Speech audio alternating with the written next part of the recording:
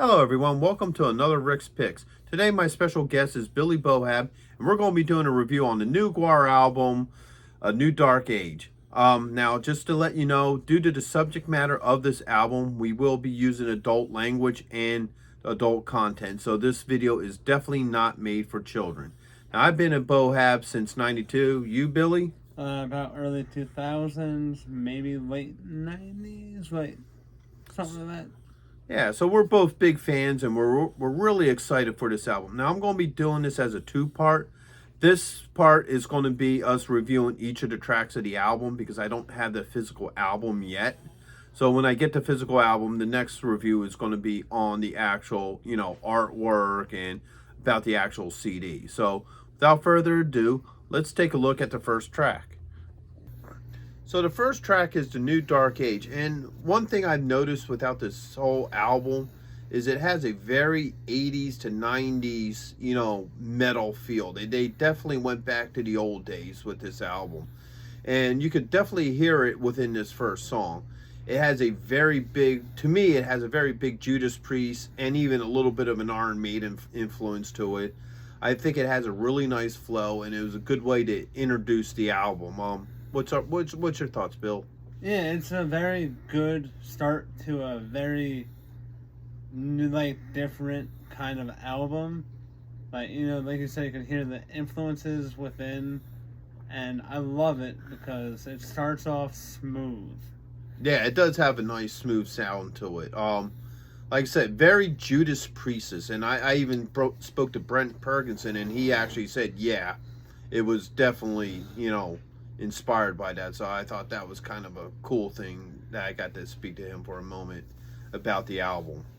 But yeah, so that's my thoughts on this song. That's mostly what I got to say about this. It has a nice sound to it, very 80s metal. And I specify the word metal because I don't want people thinking that it's like some 80s pop, type thing. No, it's an 80s metal.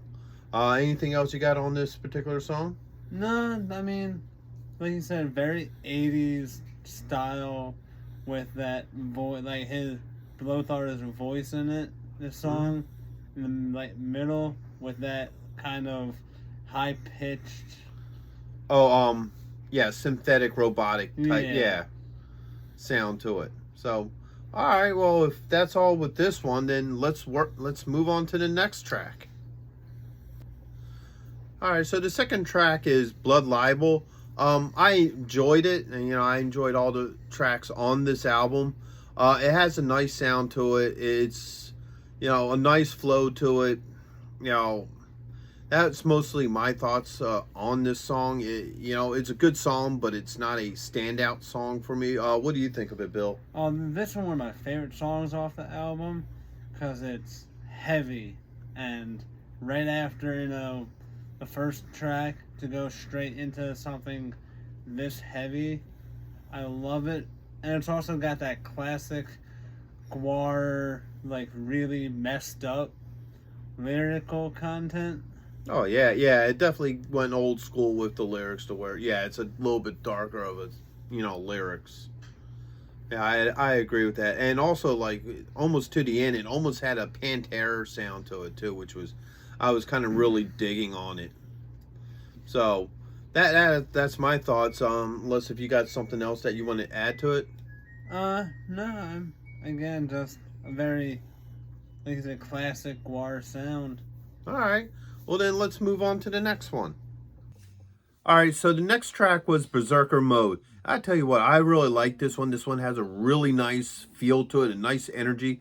It just drops you in with that drums, and once those drums go, it just goes into it, and the flow of it's like very nice. It has a very Judas Priest flow to it. But near the end, it has like a really good instrumental sort of guitar solo that felt very Iron Maiden-ish to me. And it really works with this song. I really enjoy it. It has a nice, like I said, it just flows. All the instrumentals to it is just great. Once again, Blowthar's vocals just really work with this song. And it's a really fun song. It was also the second video that they made, when they were doing pre-releases online. So they did 3 videos. This was the second one, and Yeah, I really dig this song. Your thoughts, Bill?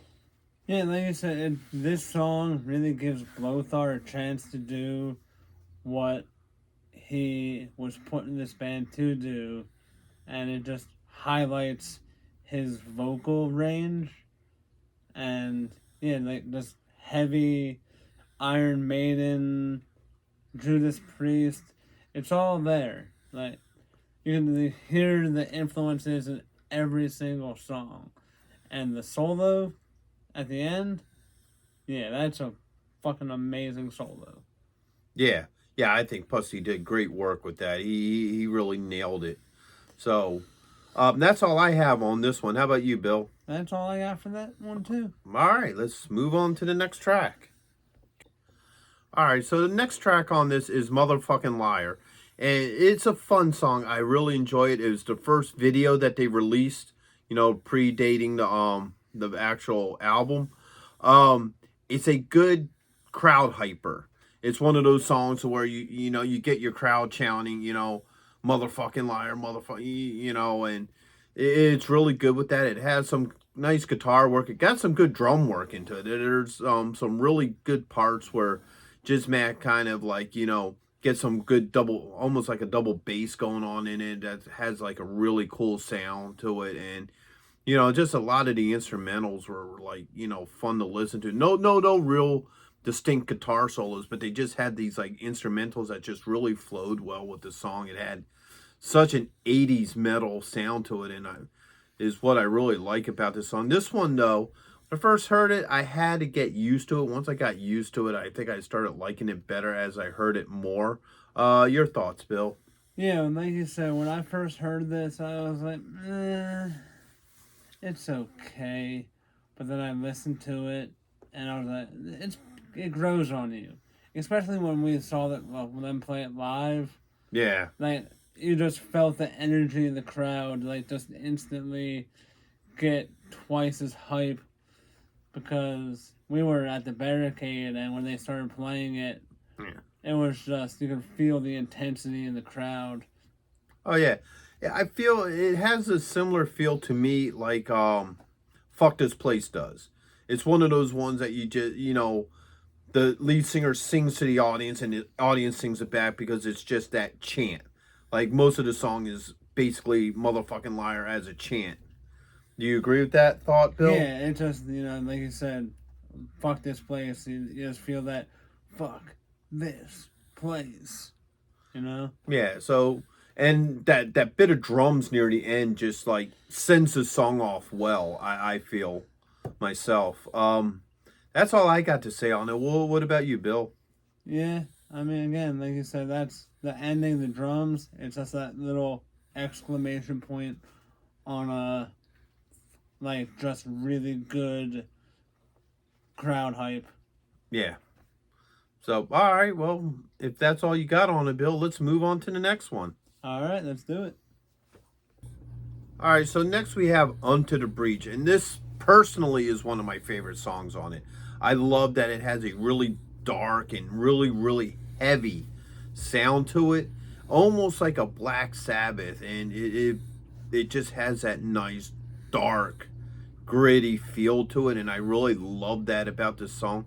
Even when it goes into the guitar solo, it has a little guitar solo in the middle, and it's not really whiny type guitar. It's just enough of a guitar solo just to add into it, and the whole flow of the song, I just love the flow to it.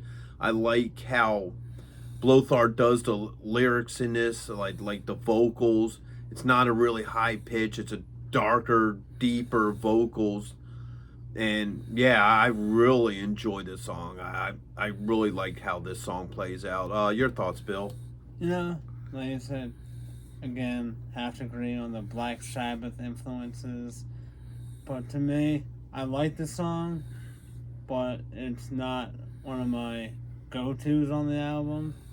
But again, I love I guess say it again and again, the influences on this album, just for any person who listened to 80s metal growing up in that era, it's just like you're listening to an 80s album in 2022. Yeah. I just like the power to it too. It just has that real powerful sound to it. That I would love to see this one live. This song I would truly love to see live because I think it would just be one of those, songs that you just get that slow head bang to it, that flow with it. Yeah. So that's what I think of it. What about you, Bill? Are we good? I think we're good. All right, then on to the next one. All right, so next we got Completely Fucked. And for starters, I just like how it starts off with, Ballsack just calling the Blowfar, "Hey Blowfar, hey Blowfar, how you doing?" And then it goes into the song, and this song has a nice tempo to it. Like sometimes the tempo will rise up and then it'll come down to something a little bit harder, then rise up again. And then at the end, I just love where they just do that chorus line, "Completely fucked," and it's just, a neat song, and it definitely, has almost like a speed metal sound to it too that I enjoy about it. What do you think, Bill? Yeah, I mean, like you said, the tempo it's perfect for a midpoint in this album after the first couple tracks, which are a little harder. This one just goes from harder to that sing alongy. It's a nice flow, and it's like classic GWAR. It's funny and relatively offensive. Oh yeah. Well, like I said, yeah, it just tears up. So it'll start like a little lower, a little higher, a little higher, a little higher till it gets to that that really high tempo guitar that I thought was works with this particular track myself. Um, that's mostly my thoughts on it. How about you, Bill? Yeah, I think that's it for me. All right, well, let's mark our way to the next one. All right, so next we listen to The Cutter, and I find this to be a fun song. This is probably another one of my favorites on here. And the neat thing about it is, like, it goes from a heavy to a speed, back to a heavy to a speed. It almost reminds me of that old carnival ride, The Whip, where it goes really slow, then it speeds up, then it goes slow, then it whips around the corner again. That's like the flow until you get into the chorus, and the chorus has a very Iron Maiden feel to it. And it also has guest vocals by what was her name, Bill? Lizzie Hale. Yeah, which was pretty neat. I liked her vocals in it. It complemented the song very well. What's your thoughts, Bill? Yeah, again, just the flow of the song. Like I said, goes from that nice melody, and then it just speeds up, and then it just whips right back to that smoother, softer, and just that constant circle of slow, fast, slow, fast, slow, fast. I love it. Yeah, like almost like maybe mid song, maybe near the end, it almost had a like that old 80s style metal, almost like like Annihilator. Oh yeah. That style of metal, which I kind of enjoyed in it too. Like, what was it, like near the end, maybe midpoint end of the song? You know what I'm talking about, right? Yeah. Yeah, so that was a joy to hear in it as well. Like I said, this album is, and you're probably going to hear us say this through every single review of each track. There's an 80s influence to this whole album that really works with it. I would really enjoy about it. So that's what I got on this one. How about you, Bill? Yeah, like you said, like 80s metal and also like some punk influences. Like you can hear it all. It's 80s. It's an 80s album. Yeah. So, all right. Well, if you ain't got nothing more on it, we'll move on to the next one. Let's go to that next one. All right. So next on our list is Rise Again. Now, I love this song. This is definitely another one of my favorites on it. I love how they pipe it in with the organs. This song gets very dramatic. Like the beginning of it almost reminds me of an old like Ozzy Diary of the Madman, or even some old what am I thinking of? Manowar. Some of the organ work and stuff reminds me of some of the old school Manowar, and it just has this really nice flow to it. And then probably right after the halfway mark, Pussy gets into this beautiful guitar solo, and just the way how he makes that guitar whine, and he shreds it. It's a really nice sound. It definitely has that old school guitar solo to it that I really love about this song, and it's just the whole flow of it. It just has a nice flow to it. What's your thoughts, Bill? Yeah, well, like you said, the emotion, you can feel the emotion in this song. Yeah, this is very operatic, and And that's what I like about it. I'm sorry, go ahead. Just almost makes me just want to close my eyes and just kind of nod my head while I listen to it. And, not really headbang, just kind of let the music take you on that journey, because you can feel it in Blothar's voice, just the emotion in the song. Yeah, I agree with that. Yeah, it's definitely a power song, almost like a ballad, but not quite like a ballad, because it's a little too hardcore for that. But this would definitely be one that I am really looking forward to seeing live. I would love to see this live. I would love to see that solo just done on stage, because it's a beautiful solo. Pussy really knocks it out of the park with that solo. Probably one of my favorite parts of this particular song. But other than that, that's pretty much my thoughts on this one. How about you, Bill? Again, let's have to comment on Pussy's guitar work in this. It's amazing. He's amazing through this whole album. Like, you can tell that he had a lot of say in what went down in this album. Yeah, I agree. So, all right, on to the next one. Let's do this. And that was The Beast Will Eat Itself, correct? Yes. All right. This one was a good song. To me personally, it didn't really stand out to me. It's, a cool song on the album. Basically, they repeat, The Beast Will Eat Itself a lot in it. There's not a lot lyrical to it, but it does have a nice sound to it. The music, how it flows, is kind of odd, but it works with the song. And like I said, it's a good song. It's probably not one of my favorite tracks on the album. What's your thoughts, Bill? Yeah, again, just a song that it's good, but I could take it or leave it.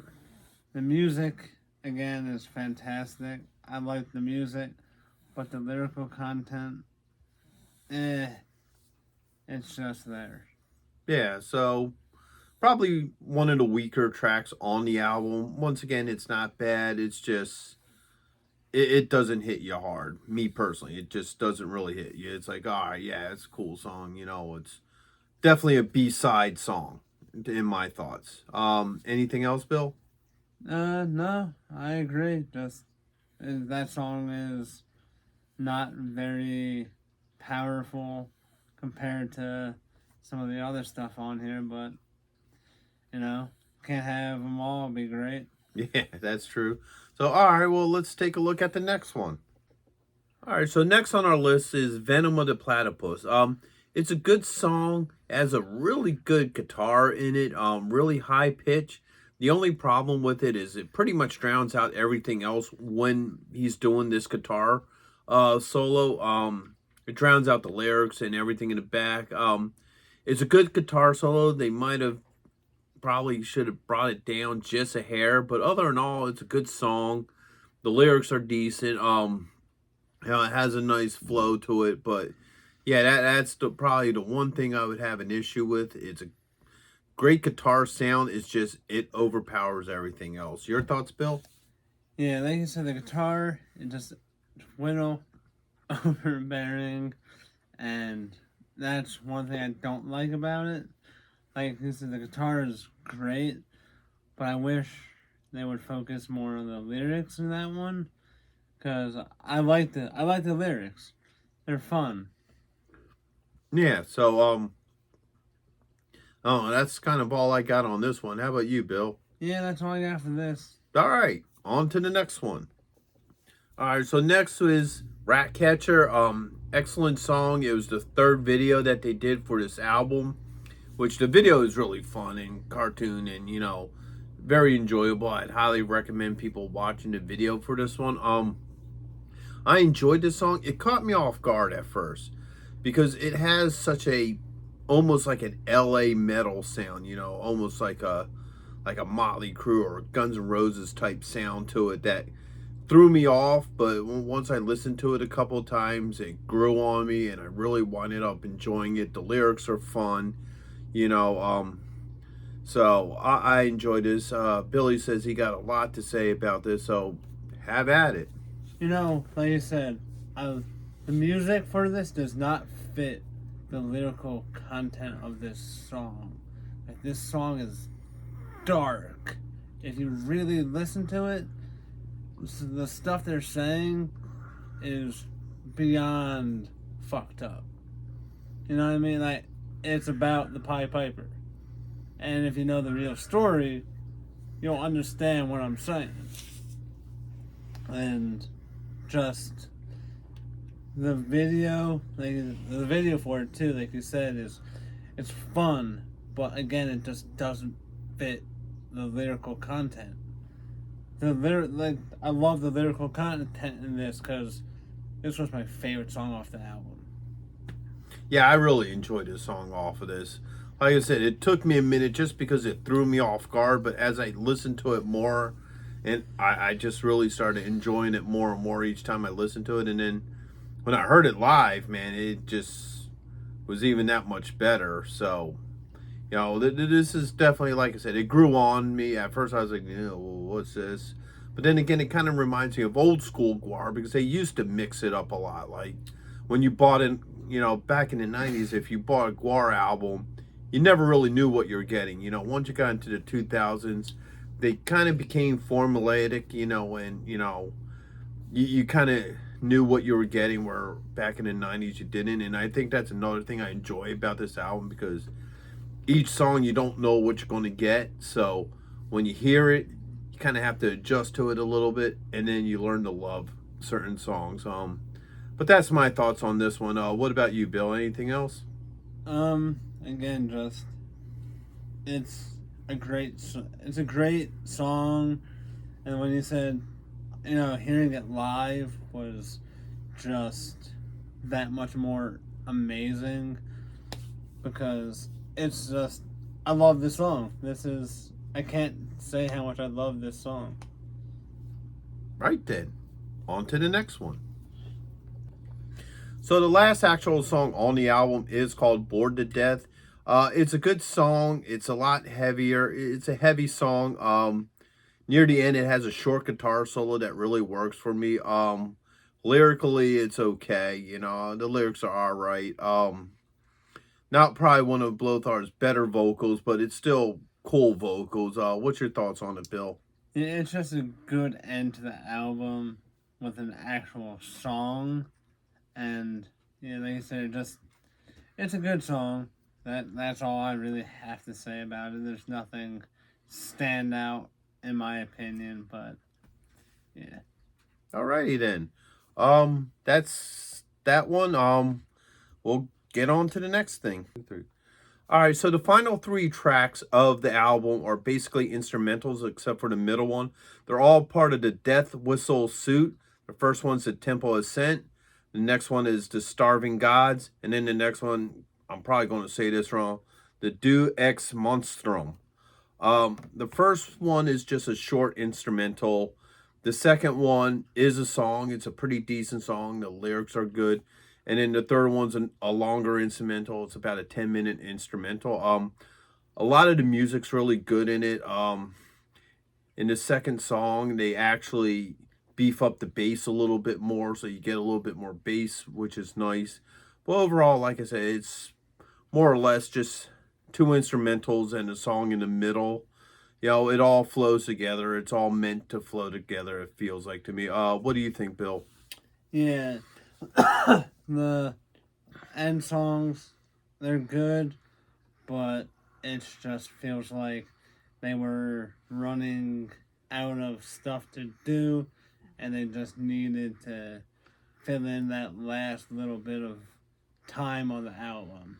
Or it might not even be something like that. It might be stuff for, you know, part of the GWAR show itself. Because, each one of their tours is a chapter in these characters, and they've done it before to where they just put things on there that would be instrumental stuff, like, you know, background when something happens on the, you know, during the tour or something. So that might be what these will be. We'll find out at the next tour. Any other thoughts on these songs? No, I think I'm good on these songs. All right. Well, then let's get. All right. So our final thoughts on the album is overall, I really enjoyed the album. I thought it was a good album. You know, it's all obviously a callback to the, you know, 80s and 90s. I don't know if they're going to be doing more albums like this. I hope they do. It's a fun album. I really enjoy it. What's your thoughts, Bill? Yeah, again, like you said, fun album and just very good for the new era of GWAR. Like, I kind of like this one a little more than The Blood of Gods, but this one, it didn't feel so rushed. I get that. The other thing about this album too is some of the songs you just got to let them sink in for a minute. Like you know, you first sit there like, "Ooh, what's this?" You know, this don't sound right. But then as you listen to the song, you're like, "Okay, I can dig this. I can get into this song." So yeah, I enjoy it. Overall, I would probably give it like a 9 out of 10. What about you, Bill? I'm probably in there with you. 9 out of 10, solid 9 out of 10. Yeah.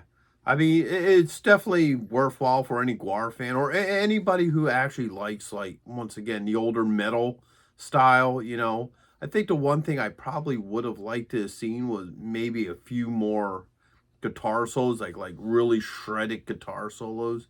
I know Pussy can do stuff like that. So that'd probably be the one thing I'd probably want to see more of it. But overall, yeah, it's a great album. You have any other thoughts on it, Bill? Well, like you said, more guitar solos, and for Ratcatcher, more cowbell. All right, with that being said, I hope you guys liked this review. Let us know what you thought of the album. Leave a comment, like, share, subscribe, and I'll be seeing you in the next one. And Billy will probably be around in a few others too. Have a good day. Late.